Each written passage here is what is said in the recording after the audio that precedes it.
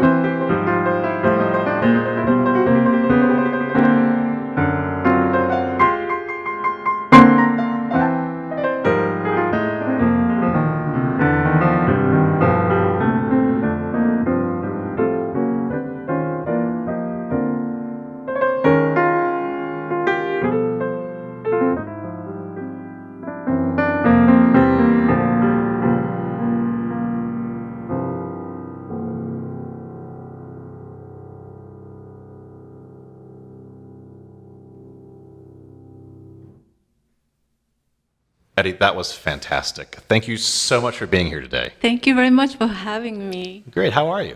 I'm very good. Weather is good. I know we're not wearing masks. I know. It feels good. It feels strange, but good, right? I know. But fantastic. a good strange. Yeah, Yes. yeah. Very good. Yeah. Will you mind telling us what we just heard? Yes. Today I decided to just improvise what I feel today. I live in Midtown in Manhattan, so I just scooted up to this area, and it's so gorgeous day. So I thought, wow, it's so like a rhythmically, it's uplifting. So Yeah. that's the beginning. Wonderful. I had a question in mind, but I'm gonna Yes. put it over here because I want to just rebound off what you just said. Not to be too cute about it, but is there when is there a time? Is there ever a time when you're improvising when you're not expressing what you feel at the time? That's how you characterized what you just played for us, but isn't that what you, in a sense, you'd always be doing that to some degree?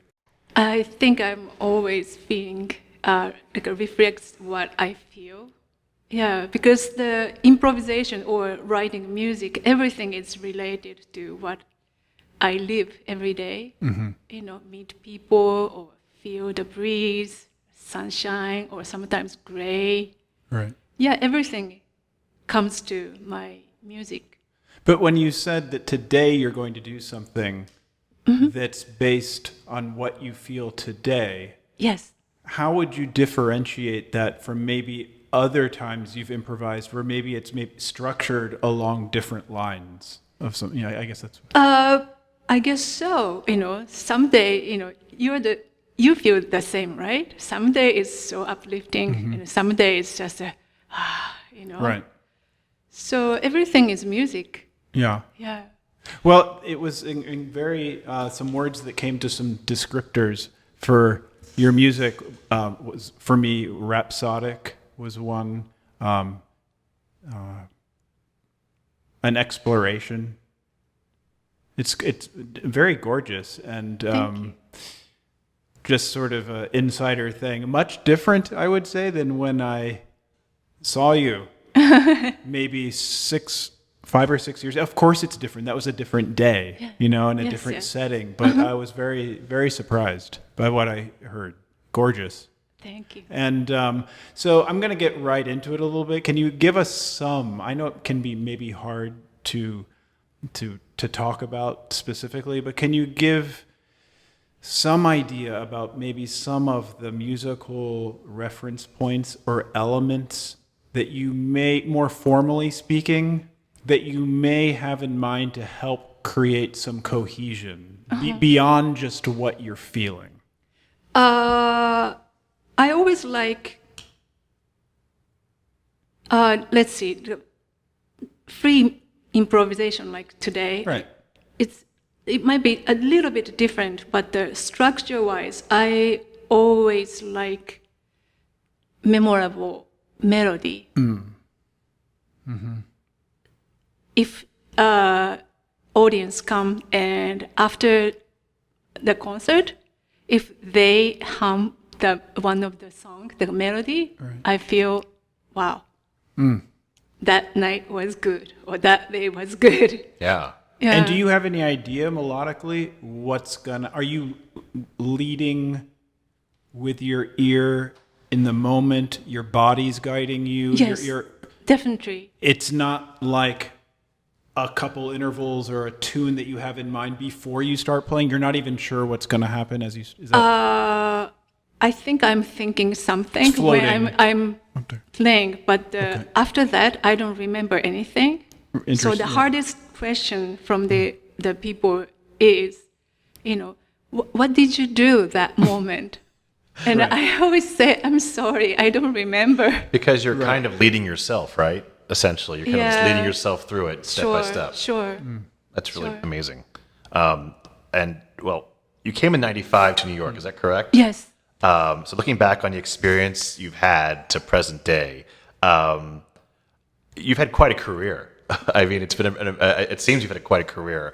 And you've been in New York for a very long time, and of course you've toured internationally as well. So looking back to yourself back then and where you are now, do you have any advice to offer anyone looking to make the big move to make it in music in New York City?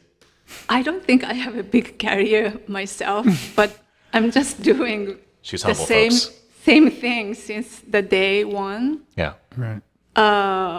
Of course, mid '90s, and now that the musical scene, not only jazz, the all musical scenes are pretty different. Back then, there was no Instagram or anything, Sure. You didn't have to self-promote as much back then. Yes, and more like a connection to people. But when I came here, Reggie Workman was the mentor. I met him the first week at the Sweet Basil, and he recommended me to New School Jazz program. And I had no idea about jazz. I loved music, but jazz was very new for me. So I learned from zero. So at that time, I really felt, I was already in 20s that time, but I felt, I should be like a SpongeBob, observe everything. Yeah. And be happy. See everybody, see everything, right? So once I was open myself, just teach me, tell me what did you do? Show me that. Well, I think that's great advice right there, having a thirst for knowledge. Well, that's actually inspirational. I didn't know that about you. I didn't know that you were basically learning a new language musically definitely. in your 20s. Yeah. That's kind of amazing in itself to internalize that at a relatively late age. Now, I don't mean to now I'm improvising here quite a bit, but before that, you've been a musician far longer. I mean, you were already a musician in your 20s. So was it more as a classical music? What was your training? I started piano when I was 3, and I had a fantastic piano teacher. She was the judge for the Chopin competition. Wow. So she was one of the top legendary pianists. And then when I was 8, I started writing my music because I thought that will be the best way to express what I feel. I mentioned before with you to it's like a diary for me. Just write short melodies and improvise it. And then when I was 10, I was accepted by the Saturday school at the Osaka University of Music. So that was kind of like a gifted program for younger age, from 10 to 18. So I was the youngest. And for 2 years, I learned piano, voice, sight reading, and composing, everything. Did you have an interest, though, in improvising, maybe in a non-jazz way? But sure. So you were already Sure. enjoyed that aspect of music making. Yeah, especially when I heard a very interesting melody through the TV commercial. Interesting. And Okay. one Japanese liquor company had a very fantastic series. Sometimes, they had a kind of like a jazzy sound. Right. Or very, it's more like a North African rhythmic stuff. And I loved it. So I just copied myself, and then I imitated, made variations. Okay. Right. Yes. So you were temperamentally already predisposed definitely. to enjoy improvisation, and then you got here and just soaked it up. Sure. Right. Well, the thing is like in your improv, when for solo jazz improv people, it's a completely different thing, as you know, because you also do trio stuff also. Sure. But one thing I noticed, and I'm wondering if any of your classical background comes in here, the way it may for someone even like Keith Jarrett, but you have a really active left hand, Sure. more so than a lot of jazz pianists, very chromatic, Yes. very almost polyphonic. Sure. You know, so I'm kind of riffing here, but I hear some of that classical background still in your Sure, jazz. Is that definitely. okay? Especially when I do solo. Right. Yes. Right. I think I play, pretty heavy Right. bass line. Yes. Yes. Yeah. Great stuff. Right. I was going to say a short question, but Yes. two is that it's a very simple question. So, what are you going to play for us next? Next one will be another improvisation. But I see a theme for this party. yes, I feel a little like a breeze. I'm loving it. I'm loving it. Well, we can't wait. So, one more time, Eri Yamamoto.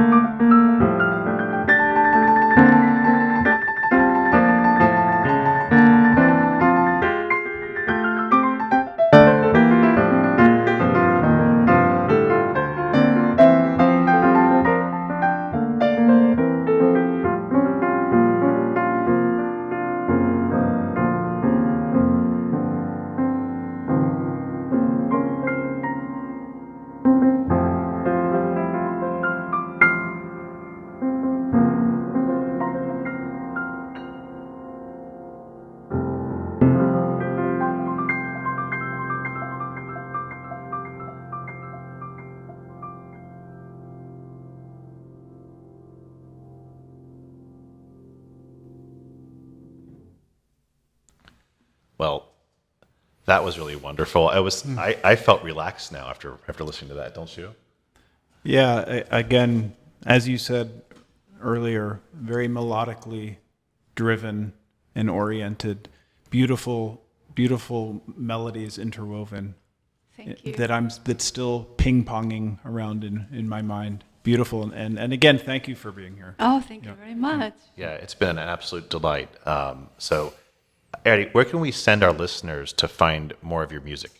Yes, I have a website, eriyamamoto.com, eriyamamoto.com.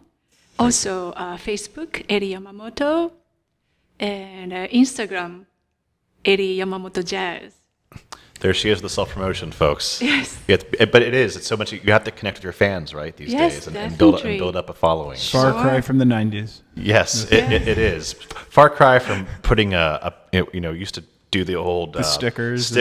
And you try to, you go to remember Kinko's or whatever, or before it was national, yes, your local convenience store had a copy machine for like 5 cents. You're printing flyers in black and white that you pasted together yourself with like passing newspaper. CDs or and passing Board. CDs. Yes, so yes. it's the new way electronically. So, well, Adi, we'll put that link of your website up on our description of this episode. Thank you. So we'll help push your music out there. It's been an absolute pleasure having very you here much. today. Well, thanks again to Eri Yamamoto for joining us on this live and local episode of Inwood Artworks On Air. It's where we meet the musicians, filmmakers, writers, theater makers, and artists of all stripes who make their home here in Upper Manhattan. If you have a moment, please show us some love right now by rating and reviewing this podcast on Apple Podcasts. That really does help. In addition, I want to thank Hudson View Gardens for hosting us and to HideSites.com for local uptown promotional support. Be sure to follow us on social media and connect with us to keep up with all that we do, including the Inwood Film Festival, Filmmakers Al Fresco, pop-up art galleries, live performances, and so much more. And if you are so inclined, you can support us by donating to support this free program by making a tax-free donation at InwoodArtworks.com/donate. That's actually InwoodArtworks.nyc/donate. This program is supported in part by public funds from the New York City Department of Cultural Affairs in partnership with the City Council, and in part by a grant from the New York City Company Foundation with partial support from Manhattan Borough President Gale Brewer. From the top of Manhattan and the bottom of our hearts, thanks so much for tuning in. This is Aaron Sims I'm Jonathan Bell. for Inwood Artworks On Air.